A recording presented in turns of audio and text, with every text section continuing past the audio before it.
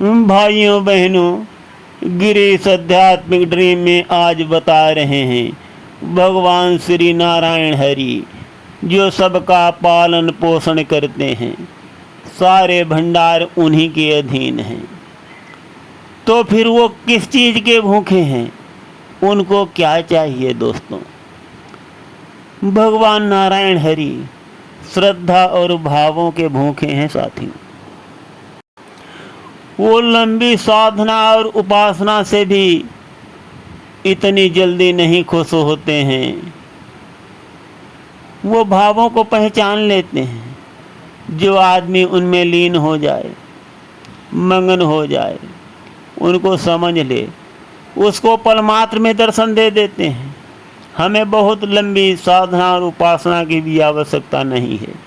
साधना और उपासना करना तो बहुत अच्छा है, किंतु भगवान प्रेम के भूखे हैं। तो यहाँ पर हम एक बहुत रोचक कथा, बहुत प्रेरणादायी कथा आपके सामने प्रस्तुत करते हैं। पूरी अवश्य सुनना। एक बहुत बड़े भक्त थे, बहुत बड़े भगवान के भक्त, बड़े साधक और उपासक, और वो देवर्षि नारद जी के मित्र भी थे। देवर्षि नारद उनके आश्रम पर आया जाया करते थे। देवर्षि नारद से उनकी बहुत मित्रता थी। तो एक दिन वो भक्तवर ने सोचा मन में कि हमारे दोस्त हैं देवर्षि नारद जी, आज मैं उनसे पूछूंगा।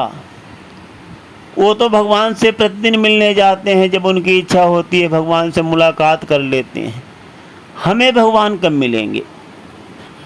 उनके मन में ये प्रबल विचार आया। देवर्षि नारद जी आए, उन्होंने श्रद्धा से आसन पर बैठाला, बहुत आवभगत किया और पूछा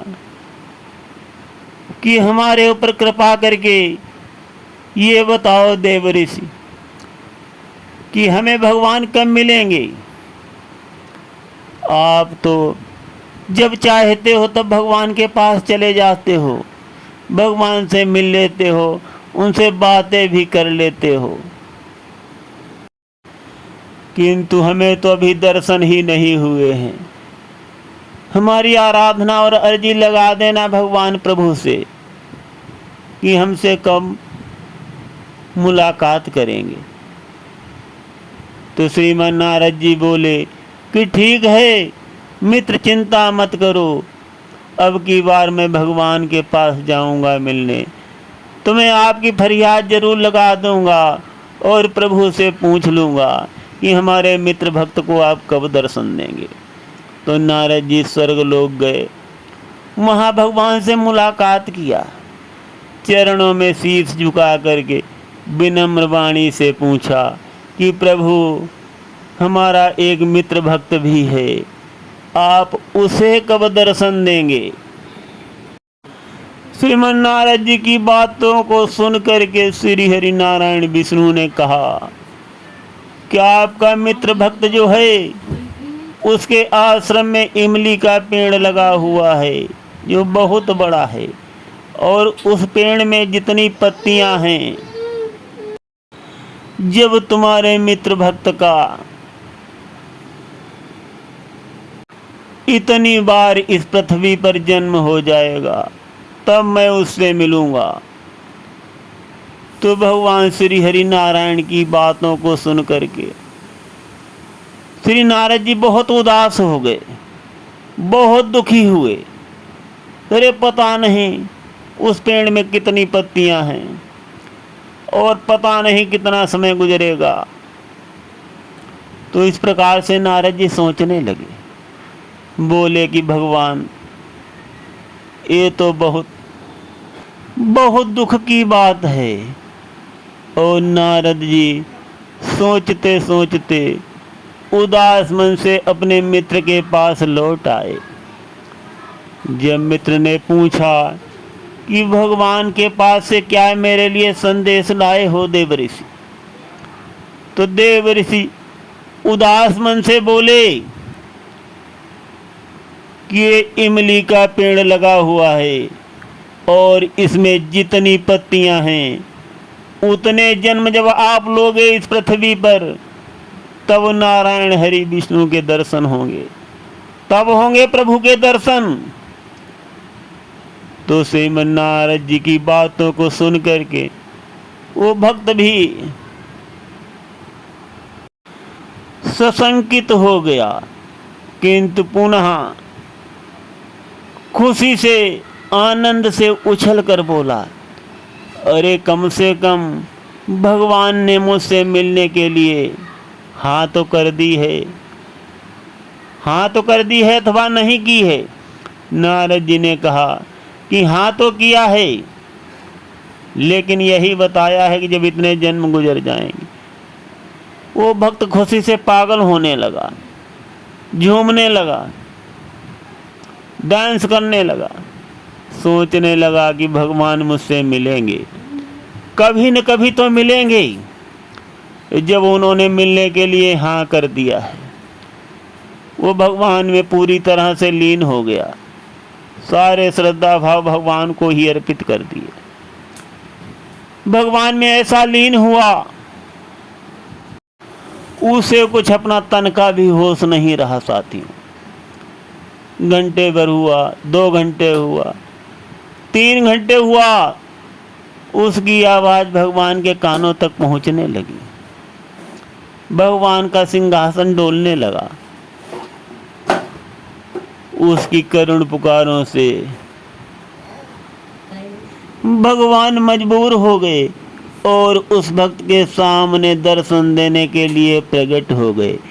जब ये दृश्य नारद जी ने देखा कि अरे भगवान तो इस भक्त को दर्शन देने आ गए हैं, अभी आ गए हैं, तो नारद जी गुस्से से लाल हो गए कि अभी अभी 2-4 घंटे पहले भगवान ने हमसे कहा था कि इस इमली के पेड़ में जितनी पत्तियां हैं उतने जन्म गुजर जाएंगे, तब मैं तुम्हारे प्रिय मित्र भक्त को दर्शन दूंगा। क्या हो गया है प्रभु को जो मेरे मित्र की नज़रों में मुझे झूठा बना दिया और खुद आकर के दर्शन दे दिए। तो इस प्रकार से नारद जी बहुत क्रोधित हैं, बहुत गुस्से में लाल हैं और भगवान से बोले कि प्रभु आपने ये क्या किया, मुझसे आपने क्यों झूठ बोला था कि मैं तुम्हारे भक्त को ऐसा ऐसा होने पे दर्शन दूंगा, किंतु अब क्या हुआ, आपको क्यों गिराया आपने मुझे मेरे मित्र की नज़रों में। तो भगवान कहने लगे, नारद जी ऐसा नहीं है, यहाँ भगवान और नारद जी की मंत्रणा चल रही है।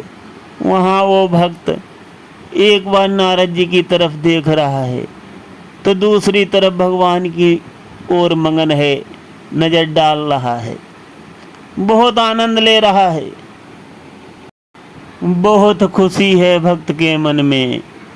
इधर भगवान और श्री नारद जी का संवाद चल रहा है। भगवान कहते हैं नारद जी से, जब तुमने पूछा था कि मैं तुम्हारे मित्र भक्त को कब मिलूँगा, तब तुम्हारे मित्र भक्त की साधना और उपासना उसी गति से चल रही थी जितनी इस इमली के पेड़ में पत्तियां हैं। उतने जन्मों के बाद मैं उससे मिलूं, लेकिन जब तुमने मेरा संदेश उसको बता दिया, वो मेरे में मगन हो करके मेरे में लीन हो गया, मेरे प्रेम में पागल हो गया, दीवाना हो गया। अगर 2-4 घंटे में और नहीं आता तो उसकी जान भी निकल जाती। उसकी प्रार्थना, उपासना और साधना इतनी तीव्र गति से बढ़ गई जो मुझे अभी आना पड़ा। इस प्रकार से तरह तरह की बातों से भगवान श्रीमन नारद जी को समझाते हैं और कहते हैं कि मैं भक्त की करुण पुकार को सुन करके रह नहीं सकता, फिर मुझे कोई नहीं रोक सकता। अगर मेरा भक्त मुझे करुण आवाज़ से पुकारे, प्रेम भाव से पुकारे, श्रद्धा भाव से पुकारे। मैं श्रद्धा भाव और प्रेम का पुजारी हूँ।